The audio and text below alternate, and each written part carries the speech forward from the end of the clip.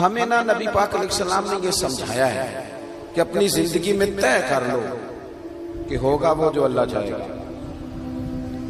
ہوگا وہ جو رب چاہے گا۔ ہم نا بہت زیادہ پریشان۔ مجھے ایک بات بتائیں، آپ اتنے سارے لوگوں کو آج کل کالا جادو ہے، اتنے سارے لوگوں سے فلانا جلتا ہے، اتنے سارے لوگ ہیں جن سے محلے والے حسد کرتے ہیں، اتنے سارے لوگ ہیں جو کہتے ہیں جی بس رشتہ دار لے گئے، اور خواتین میں تو یہ مسئلہ اللہ ماشاءاللہ بہت ہی زیادہ ہے۔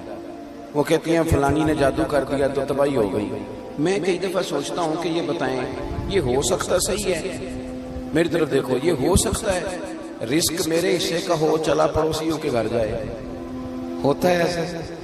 یہ کس طرح کی بات ہم کرتے ہیں؟ جادو کے اثرات ہوتے ہیں، لیکن اتنا زیادہ اپنے آپ کو کمزور کر بیٹھنا، ہر وقت سانپوں سے ڈرنے والا رسیوں سے بھی ڈرنے لگ جائے، کچی اور کمزور باتیں کرنا، اور کئی دفعہ ایسے غلط رستے اختیار کرنا جو بالکل مسلمان کو زیبا نہیں۔ یہ حدیث پاک دل کی تختی پہ لکھ لینا۔ حضرت عبداللہ ابن عباس رضی اللہ تعالیٰ عنہ فرماتے ہیں میرے رسول پاک علیہ السلام نے مجھے دو باتیں ارشاد فرمائی اور فرمایا عبداللہ ان کو تھام لینا، زندگی تمہاری مضبوط ہو جائے گی۔ یہ دیکھو یہ چیزیں سکون والی ہیں۔ حضور نے فرمایا عبداللہ ساری دنیا مل کے، اس سے مراد دنیا سے مراد دنیا دار ہے، اللہ والے نہیں، فرمایا ساری دنیا مل کے تمہارا کچھ بگاڑنا چاہے تو بگاڑ نہیں سکتی جب تک رب نہ چاہے۔ کیا کر لیں گی دشمنوں کی چالیں؟ کیا ہو جائے گا؟ مثلا مجھے دشمنوں نہ چھیڑو میرا ہے کوئی جہاں میں۔ اتنی جلدی پریشان ہو جانا، ایک منٹ کے اندر ڈسٹرب ہو جانا، یہ کیا بات ہے؟ مومن بھی کبھی ایسا کرتا ہے؟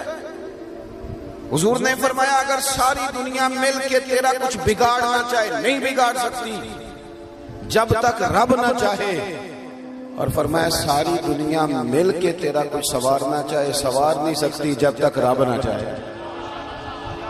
تو پھر بندوں کی طرف زیادہ دیکھنا چاہیے یا سجدے زیادہ پکے کرنے چاہیے؟ پھر سیاست زیادہ تیز کرنی چاہیے یا تہجد پر زیادہ توجہ دینی چاہیے؟ پھر زیادہ لوگوں کو اپنے طرف قائل کرنے کی کوشش کرنی چاہیے یا مالک کو زیادہ راضی کرنا چاہیے؟ ہم نے کس طرح کے رستے اختیار کر لیے، کس طرح کی سوچی؟ توکل والی زندگی سکون والی، توکل والی زندگی سکون والی۔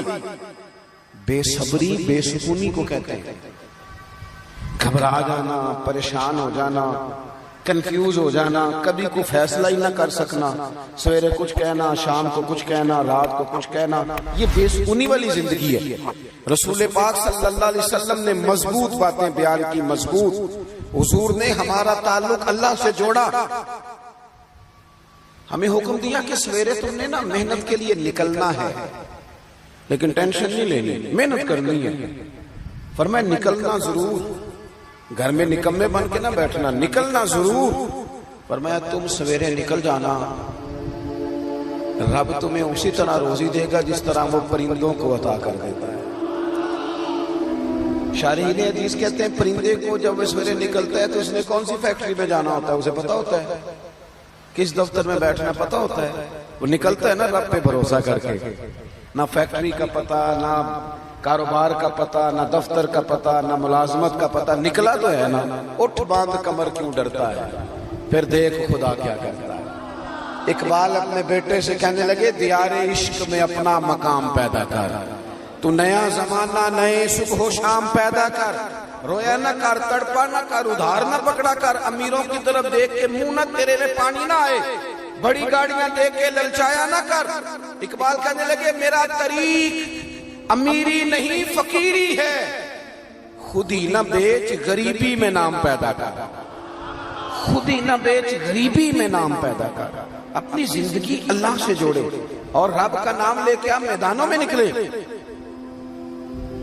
اس سے بڑا بھی کوئی طاقتور ہوگا جس کا مددگار اللہ ہو، جس کے مددگار رسول پاک ہو، اس سے بڑا بھی کوئی طاقتور ہوگا۔ ہم کچی کمزور باتیں کرتے ہیں۔ مجھے ایک بابا جی ملے کچھ عرصہ پہلے، تو مزہ آ گیا ان کی بات کا۔ ان سے میں نے کہا کہ ماشاءاللہ آپ کے 4-5 بچے ہیں۔ وہ بعض بزرگوں کو میں نے دیکھا ہے وہ پریشان ہو جاتے ہیں، بچہ بات نہیں مانتا، میں تو روگی ہو گیا ہوں، دکھی، رو پڑتے ہیں بات سناتے ہیں۔ ایک بزرگ مجھے ملے دیسی سے سادے سے، میں کہا بابا جی خیر ہے بال بچے دی سناؤ کچھ تابے داری کرتے نے؟ میرے علاقے کے تھے پرانے جاننے والے، اور موٹی سی بات کی، کہنے لگے پترا میں نہ کدی بندیاں دی ٹینشن نہیں لئی، تابے داری کرن گے تے اللہ اجر دے گا، نہ کرن گے تو جو ساڑے نال کرن گے او تو بعد پا لیں گے۔ اتنا الجھنے کی کیا ضرورت ہے؟ اتنا زیادہ پریشان ہو جانا۔ وہ بعض خواتین ہیں وہ کہتی ہیں جی خامد نہیں سنتا، تو میں نے کہا خامد کے ذمہ آپ کے حقوق ہیں، آپ توجہ کریں، لیکن اتنا زیادہ ڈیپینڈ نہیں۔ آپ کو سب سے زیادہ توجہ رب رسول پہ کرنی ہے، پڑوسیوں پہ، رشتہ داروں پہ، تعلق والوں پہ، شاگردوں مریدوں پہ، فلانے پہ نہ، بھروسہ اللہ رسول کی ذات پہ، یہ چیز آپ کو سکون دے گی۔ دوسری بات آپ حضرات کی خدمت میں عرض کرنی ہے، نا امیدی بے سکونی پیدا کرتی ہے، نا امیدی۔ اور جن لوگوں کا رب کی رحمت پر پورا بھروسہ ہونا وہ بے سکون نہیں ہوتے۔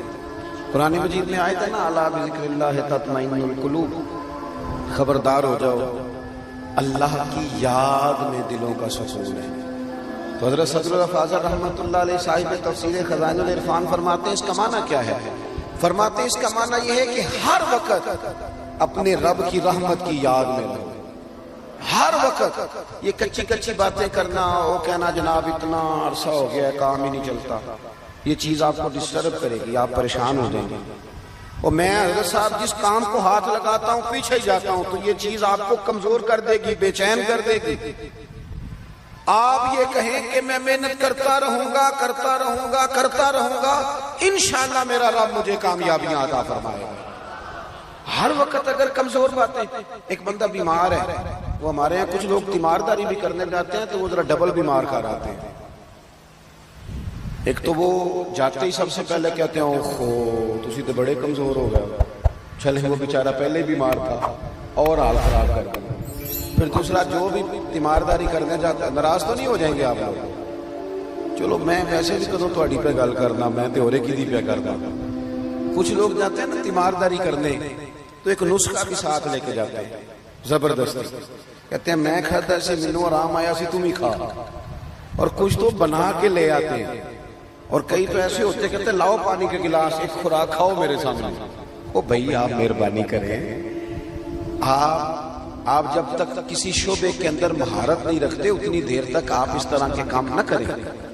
آپ کبھی ڈاکٹر کے پاس دوائی لینے جاتے ہیں تو وہ سب سے پہلے نا ایک کونے پہ لکھتا ہے کہ آپ کو شوگر تو نہیں، آپ کو بلڈ پریشر تو نہیں، پھر وہ دیکھتا ہے کہ آپ کسی اور مرض میں مبتلا تو نہیں، اس حساب سے وہ نسخہ بناتا ہے تاکہ کسی جگہ کوئی چیز ایسا اثر نہ ڈال جائے جو تکلیف کا باعث ہو۔ اور جو نسخہ لے کے آیا اس نے کوئی شے بھی نہیں پوچھی، وہ بس یہی بتایا جاتا ہے کہ میں نے کھایا تھا۔